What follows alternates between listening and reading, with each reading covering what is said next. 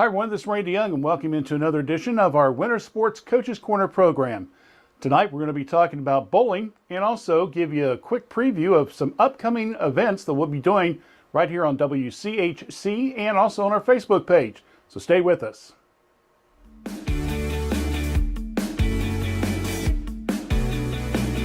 High school students and adults do have a choice in continuing their education. Great Oaks Career Campuses offer youth over 30 career programs that students from 36 different school districts take advantage of.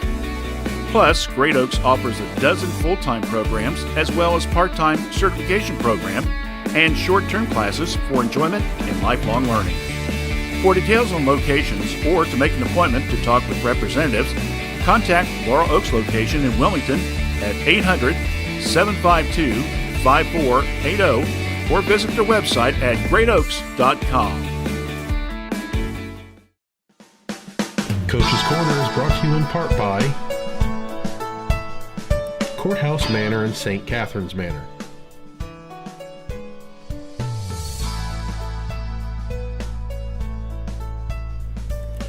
Courthouse Manor is honored to now offer assisted living to our community.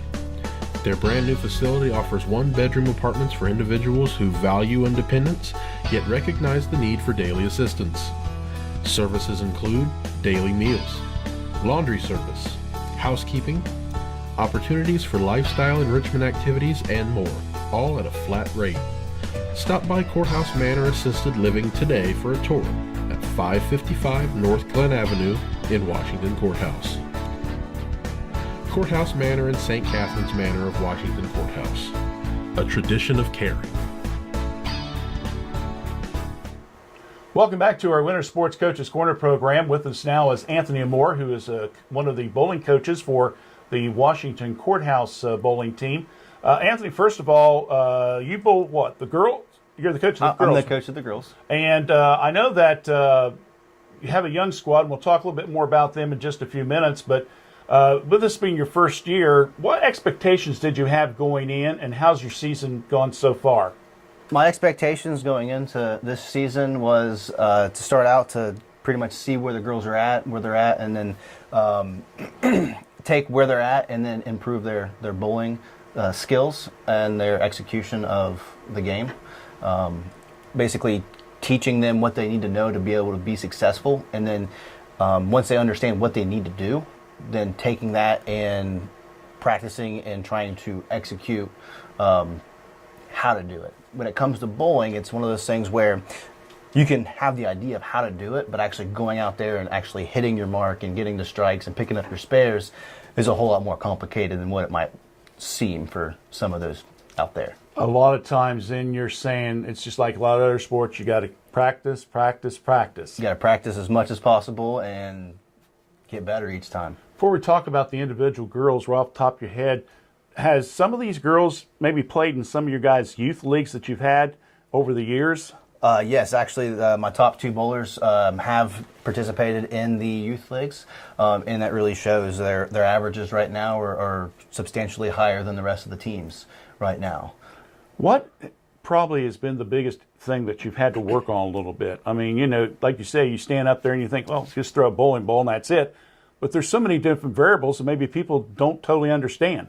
One of the biggest things I had to start out with the girls is just hitting the mark. Even the experienced bowlers that's been bowling in the youth leagues, hitting their marks is one of those things that we really had to go back to the fundamentals and just really work on. One of the things that I was seeing happening is I'd ask the girls, did you hit your mark? And they come back and say, yeah, I hit my mark. And there's a misconception there because I'm looking at it and I'm like, you just missed your mark by 3 boards. How did you hit your mark?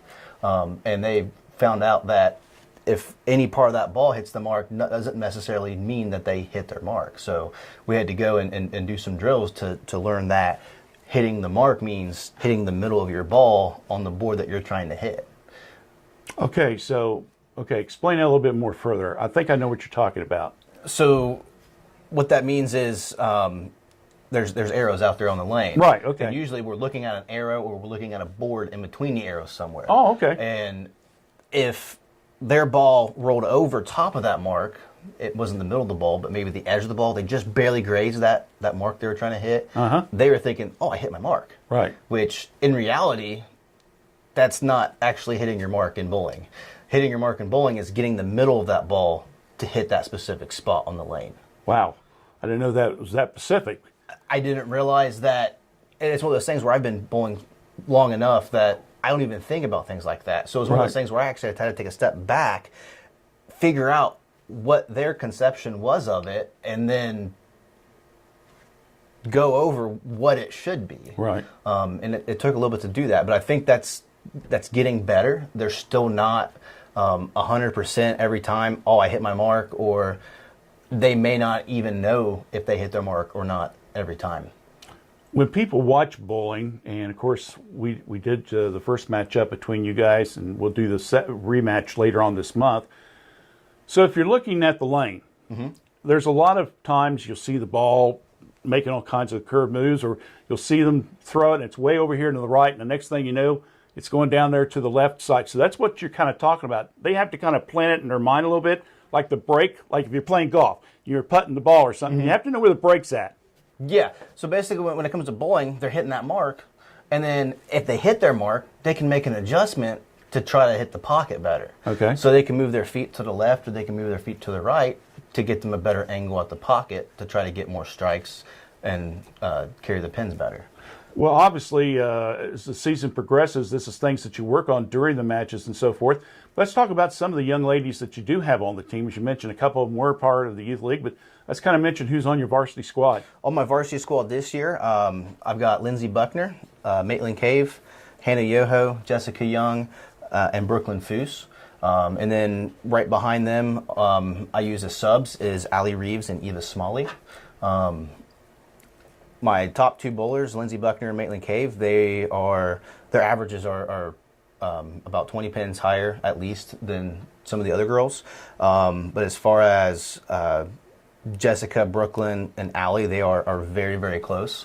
It's one of those things where I'm waiting to see what happens here, because I think once it comes to the point where they're really close, as Allie gets better and as Eva gets better, once that switch goes off, I think that's going to make some of these other girls realize, oh, wait, I might lose my spot. So I think they're going to be able to start picking it up a little bit, and I think overall as a team, we're going to be able to become better. All right. We tried to describe it a little bit when we did the broadcast on Facebook last month, but let's do a little bowling 101 real quick. So I'll just ask you a few questions here. Number one, how many, when you bowl, how many can bowl at any one time? Or how many do you select to start off with your team? Okay, so a team is five girls bowling. Okay. And then you can travel up to 8. Okay. But you can have 3 subs. I travel when it's varsity only. I travel with 2 subs that can potentially sub in if we need them to. Okay. So if somebody's struggling really bad one day, I may sub them out to allow them to kind of refocus and try to get back with the program and allow them to try to refocus and get moving there. Most of the meets that we go to are JV and varsity both, which makes it nice because all of my girls get a bowl because I got 10 girls. Okay.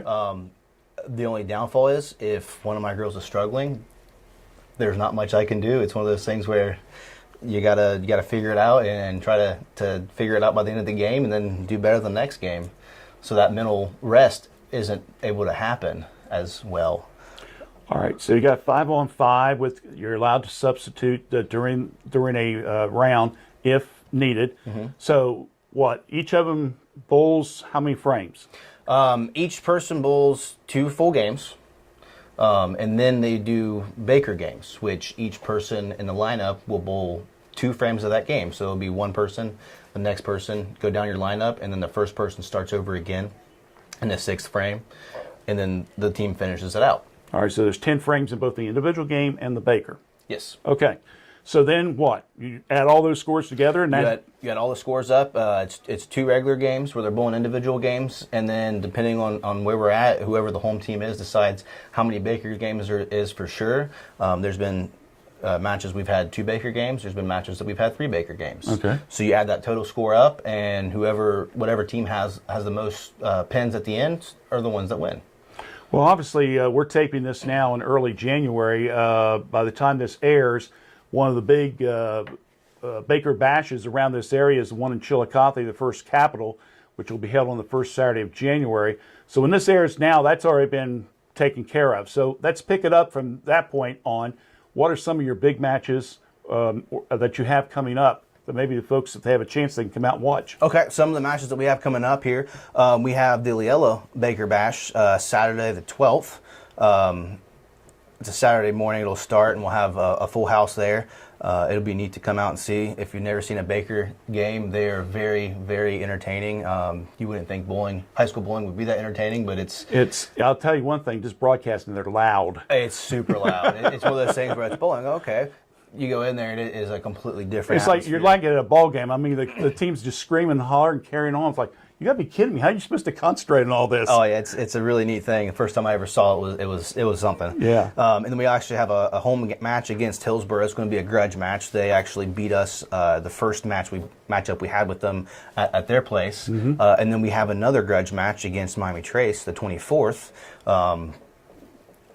We did pretty well the first game, and then I think my girls started getting a little bit tired, and the Trace girls has a very good team this year, so it's one of those things where if we can keep it close and we get to those Bakers, I really believe that my girls can actually beat Trace, as long as they keep it close in the individual games. Yeah, I remember that. I think they had the second game, they kind of blew you out a little bit. Second game, they the just went crazy. Baker came back pretty good. I mean, you cut a huge deficit, but just wasn't quite enough. We actually beat them in every Baker game we played. So right. I'm excited about this weekend, the Chillicothe Baker Bash. I know it's going to be over when you guys see this, but we've never actually been to a Baker tournament this year, so I'm really excited to see what my girls can do, and I think them seeing some success with that's going to help their overall mentality, and I think it's going to allow them to believe in themselves a little bit more. Who else? I know that Hillsborough has been pretty, I don't want to say dominant, but they've been very, very, very strong. You guys, Trace, Chillicothe. I know Greenfield doesn't have a team. How about Jackson? Jackson, we played them down in Wellston at their home center, and we beat them. I think we beat them by, I don't remember for sure. I know we beat them by a pretty substantial amount. It was one of those things where the girls really weren't worried about losing that match. But they're coming along. I mean, that's a young team too. Right. They've only been, I think, 2 or 3 years. Yeah, I think this is only second year of the program. So I mean, it's one of those things is when you're starting a program, it takes a little bit of time to get it built up and to get it moving. So I think in a couple of years they'll actually definitely be a team to contest with as long as they keep at it and they just keep getting better. All right, so as we mentioned, 5 of the 6 result. Greenfield doesn't have a bowling team, do they? Yes, they do. They do? Okay, so everybody's got a team. Yeah, we bowled them last night, and we actually came out with a win against them as well. So. Oh, okay, so all 6 schools have bowling teams. So if you get a chance, once again, Leela Lanes is where they'll have their home match. Again, the one on January 12th would be a real good time for you to go out and watch the Baker Bash. I think you got what, all the lanes will be taken? Is that how it works? I believe at this time we do have all lanes accounted for. So we'll have 16 teams in there. And wow. And it'll be the guys will be bowling against the the guys will be bowling against the guys' teams, and the girls will be bowling against the girls' teams. Okay, great. Well, we encourage folks to go on out. Once again, if you want to check out some bowling, we do have the last match that went between the Courthouse and Trace. Mostly it's the girls because the guys just kind of went through real quick.